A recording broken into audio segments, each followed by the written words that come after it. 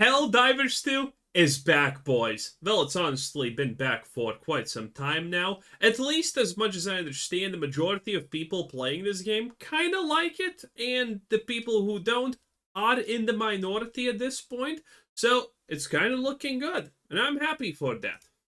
I want you to remember this number, 136, because 5, got it. it has some significance in the context of Liberty Day and Helldivers.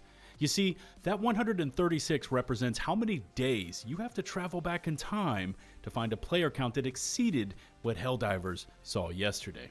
You see, back on June 13th was the last time we saw player counts like these, touching over 91,000 players on Steam alone. 76k players, 24-hour peak. That is impressive. Helldivers really did make it back, huh?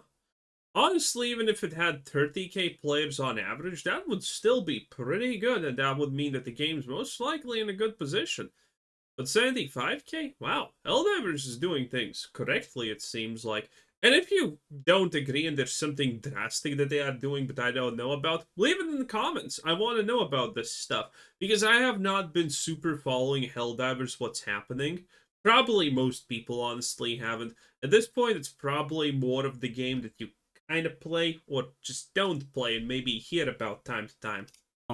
Now, around that day, patch 1.000.400 had just gone live, and after months of seeing nerfs and power reductions, divers had just received some rather large power increases. Sentries and weapons had been at the receiving end of buffs. Supply lines had appeared in the game. Charger behemoths started also appearing in the game. And this was the first balance patch with Johan now seated firmly in the role of Chief Creative Officer. Things were looking up for the game. The game was trying to make a hard turn back to fun, and the play. To be honest, it was pretty easy for them to turn it around, because the reason why people were pissed in the first place is as simple as that.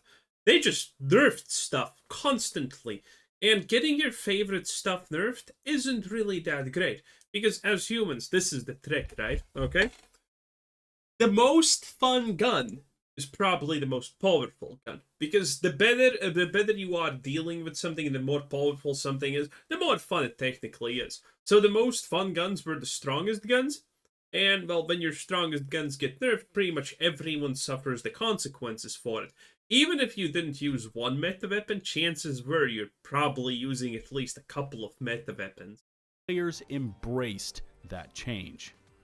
But that was then. This is now, and through the power of hindsight, we can see that Helldivers, despite what patch 400 had done for the game, was walking a very thin line indeed. What followed was a series of small fixes, an extended Swedish summer holiday, and pre-nerfed Escalation of Freedom update that led to some of the lowest player counts the game has ever seen. Helldivers had nearly flatlined, and it took 2 massive balance patches and a 60-day timeline to bring the game back to an even keel where players felt like they were once again in a position to enjoy the game. Which brings us to yesterday, Liberty Day, a day of celebration within the Helldivers universe where every citizen honors the past and our society's shift over to managed democracy. And overall, this was a stroke of sheer genius. Like, the Helldivers memes are still so good. Managed democracy, okay? It's not democracy because democracy sucks. It's managed because that doesn't. Because when you look at what was done by the studio versus the player turnouts, the return on investment was tremendous. SteamDB shows that the peak player counts on PC alone topped over 75,000 concurrent players. Okay, let's be real. Let's only talk about PC because PC is the only thing that matters. Consoles can just go into the void for all that most people care. Hey, it is brutal, but it's the way of the dodo. Placing Helldivers firmly on the Steam top 15 most played games list, and at the time I snagged the screenshot, the total player counts were a bit over 92,000, but actually reached over 100,000 just a few minutes later. And here's the genius behind Arrowhead's plan, because I know what many of you are thinking. With that many players all hitting the game again. Okay, listen. Thing here is, do you think Sony's gonna find a way to fuck it all up again? I honestly think that Sony has not given up on trying to ruin it for everyone, okay? If you look at everything else Sony is doing, they are doing an amazing job at making enemies, at making players into non-players, at making potential customers completely non-binary. Oh yeah, they're really good at it. And at some point they're gonna be like, look at Helldivers. A little bit of time has passed since we tried to fuck everything up for them. How about we go again? That is a legitimate risk. And there must have been some major new DLC that was released, maybe a new mode, a new faction. And on all of those accounts, you'd be wrong. There was a free armor set, a ceremonial weapon, and the easiest major order in the history of the game. Just log in, kill some stuff, and embrace managed democracy. But what Arrowhead did is they returned to what has been successful for them in the past. KISS. Keep it simple, stupid. Which in many ways is the mantra of Helldivers. You see, along with those free login gifts, Arrowhead spent the time creating the supportive narrative behind Liberty Day. We got to see those clever Strowman broadcasts with diver kids snatching Helldivers helmets from the pyres, a 24-hour live stream of Helldivers' greatest hits and trailers, even a full-on fictional Liberty Day highlights schedule. We've got more news to cover in today's video, but maybe at a later date, I'm going to return to this topic and break it down even further. But yeah, the community stuff with Helldivers is always awesome. Here's a closing thought for all my viewers out there. If Helldivers saw this kind of player count spike for a helmet, a piece of body armor, a ceremonial weapon, and a celebration, what's it going to look like when the game actually receives an economy revamp, a whole new difficulty setting, new mission types, or even a new faction? Could you imagine what would have happened if during this Liberty Day celebration, the Illuminate just staged a surprise attack through the wormhole on Meridia? What would the player counts have looked like then?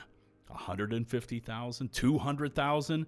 I mean, again, I said this previously, but Helldivers has so many ways to just boost their player numbers by adding something giant. The new faction, some kind of mega raids, mega managed democracy raids, or something like that. You know, just make it so 10 people can be on a planet at a time. That would be insane, okay? That would be legitimately insane. And if they do that, it's gonna be wild. People are gonna go bananas for this. I mean, Helldivers has always shown how potent a formula it can create when it leans into this 1-2 punch of events with rewards while creating the supportive narrative of Super Earth's struggles to spread its concept of managed democracy. Now that the balance is back, the fun, meme-style horde shooter has returned and Arrowhead seems to have worked through its identity crisis, the future is looking incredible for what many have as their game of the year for 2024. Yeah, I mean, dude, it's so crazy that they did get blinded by the minority and forgot about the majority of people. Now, sure, the minority does matter because they are your most fervent supporters and whatnot. But still, you can't just make the game for the minority if you lose the majority. That's not how empires are managed. You must forsake some for the betterment of others. That's always going to be a thing. All right, on to the news. And for those of you looking to burn some super creds, the Superstore just reset with the Legionnaire lightweight servo-assisted body armor, the matching Legionnaire blast shield helmet, the SC-15 Cade 6 Destiny Drone Master helmet, and the Drone Master medium body armor with engineering kit for +2 throwables. Now, I'm not going to tell you how to spend your super creds, but remember that the new Truth Enforcers War Bond drops on Halloween, October 31st, which is going to set you back 1,000 super credits. And there's always 2 new body armors that release in tandem with that in the Superstore, and expect to see a heavy variant of the new reduced flinch passive show up in there as well. So you make that call. On to questions about the Liberty Day rewards, the helmet, the body armor, and the Constitution rifle. And I was there last night when we finished up the major order and Liberty Day concluded. And what felt like a few minutes afterwards, I got the notice that my rewards had arrived. Of course, results will vary depending on region and platform. And we did get clarification from community manager Twinbeard when he said, for active players, when the MO ends tonight, CET. For inactive players, 1 day later. future players will have the items at launch. Translation, for anyone that was logged on during Liberty Day and got in a dive, you started receiving your loot immediately. For anyone that did not log in, you start getting yours today, Sunday the 27th, and any future players that don't yet own Helldivers, they're going to receive the items with the purchase of the game. So now you know. Taking a look at the sheer X's and O's of Liberty Day, and clearly the Steam reviews have spiked. Players were liking what they saw. And overall, October has been a very positive. Oh, look at what happened here? Did I miss something? What was this? I don't think I missed it, but wait, that's May. May was a long time ago, bucko. Huh. Okay. Positive month for Helldivers, because when you see the large... Oh yeah, it is May. Okay, then I know what this is. Oh, interesting graph. Are people really not putting reviews at this point? Well, considering how ginormous these two graphs are, I guess it does make sense that you can't really see like 100 positive, or like, what is this, like maybe 5 or 10 negative downvotes. Yeah, it looks like everyone's pretty much thinking the same thing. The game is in a good state, that everything is fine. And the Galaxy, well, it can always use a little bit of more that managed democracy, but it seems like people are fine with this. Nice. Helldivers was a great game, and it would be a shame to lose it, even if, I'm probably never going to play it again, but, it is what it is. Large blue trend lines going up versus the small red downvote lines. You are doing something the players like, and clearly, again, Arrowhead has... Listen, Starfield's probably looking at this graph, and they're looking at this, and they're like, God, I wish we were this little disliked, honestly. Man, when something just succeeds. Seem to have found their rhythm. Another fascinating aspect of Liberty Day came down to the player breakdowns themselves, and back to this graphic from earlier. You see, the Steam player count and the in-game total player count picks were snagged within seconds of each other. And the breakdown here is, again, very interesting.